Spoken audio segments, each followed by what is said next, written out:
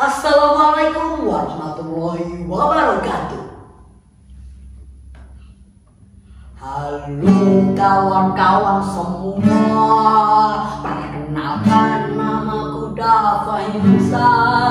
Aku hadir di sini untuk bercerita.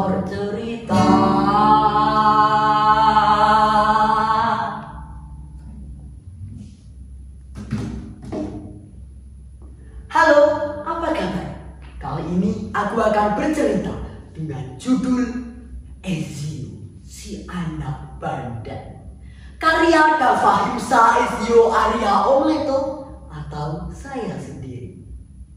Begini ceritanya. Pada sebuah kota terdapat rumah yang sangat besar dan mewah. Tinggallah sepasang orang tua dengan anak sematawayangnya yang bernama Ezio. Anak laki-laki berkacamata, berambut ikan, dan kulit sawo matang.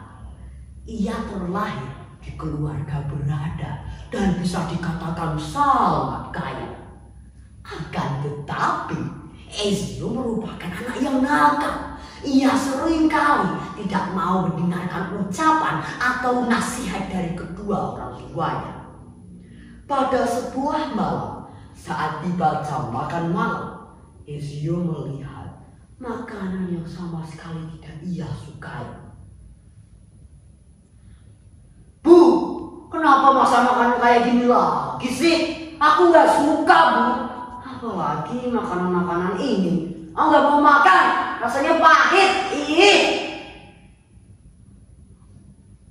Ibunya sangat sedih dan kecewa. Mendengar itu, ayahnya sontak berkata, Ezio, ibumu telah bersusah payah membuatkan makanan bergizi ini untukmu. Makanlah. Ayah lihat akhir-akhir ini kamu jarang sekali makan makanan rumah. Ezio tidak mau mendengarkan perkataan orang tuanya. Ia segera pergi meninggalkan ruang makan dan memesan makanan online melalui ponselnya. Saat makanannya tiba, ibu mengetahui dan menduga bahwa itu adalah makanan yang dipesan oleh anaknya. Tetapi ibu tidak berkata apapun, bahkan tidak menegurnya. Karena ayah dan ibu mempunyai rencana ke depannya untuk mendidik Ezio. Keesokan harinya, Ezio diajak berbicara. Nah, keadaan ekonomi kita sedang sangat sulit. Perusahaan ayah bangkrut, Nak. Untuk sementara, kami titipkan ke rumah nenek dahulu ya. Dengan terpaksa dan tidak mempunyai pilihan lain, Ezio pun menurutinya. Saat tiba di desa, ia kaget. Hah? 6 bulan, Nek? Iya, Ezio kaget karena harus tinggal selama itu di tempat yang jauh dari pusat keramaian, tidak ada internet, dan tidur tanpa AC. Yang ada hanya pasar tradisional, sawah, sungai, dan lapangan yang biasa digunakan anak-anak untuk bermain.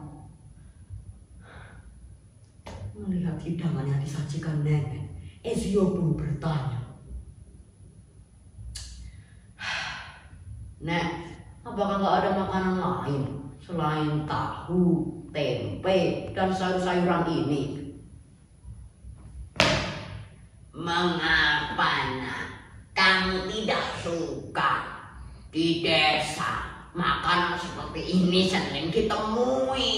Selain karena harganya murah, makanan ini mempunyai gizi yang banyak untuk tubuh kamu. Namun sekarang tidurlah dahulu. Tidak baik anak dalam masa pertumbuhan tidur terlalu larut. Bagaimana lagi? Karena di desa sudah sepi dan tidak ada sinyal untuk main ponsel, Ezio pun beranjak tidur. Keesokan harinya, Saat menjelang subuh, nenek membangunkan Ezio. Nak, bangun. Segera sholat subuh. Setelah itu, ikut nenek berkeliling desa. Nenek mengajak Ezio berkeliling desa untuk bertemu dengan anak-anak di desa itu. Dan ternyata memang benar, salah satu anak bercerita bahwa sudah sejak kecil mereka diajari hidup sehat. Saat perjalanan pulang, Ezio bertanya, "Nek, mengapa anak-anak di desa ini semuanya bahagia? Padahal kan masih jam 5 pagi. Mereka sudah bangun, bahkan beraktivitas." Nenek menjawab, Iya, memang begini suasana desa setiap pagi. Anak-anak dapat menikmati dengan senang hati karena kebiasaan yang telah dipupuk sejak dini. Lihatlah anak-anak yang ada di sana. Bahkan dia sudah membantu orang tuanya menyapu halaman. Lihat-lihat, dia sudah bersama masyarakat membantu membersihkan desa.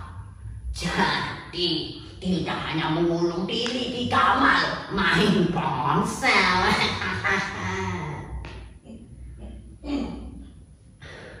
sontak Ezio terdiam dan merenung.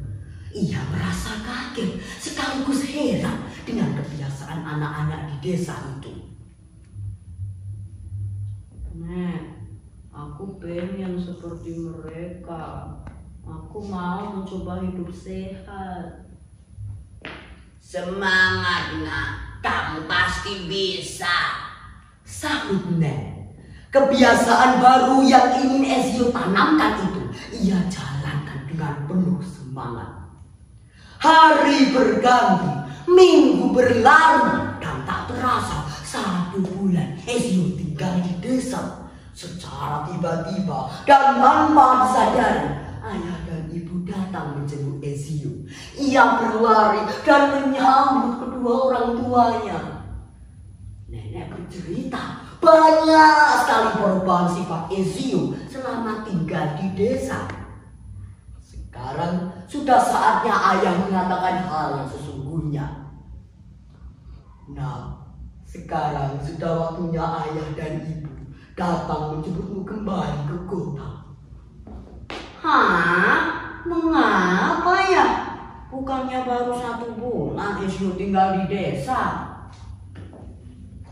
Begini nak, sebenarnya perusahaan ayah baik-baik saja, tidak bangkrut.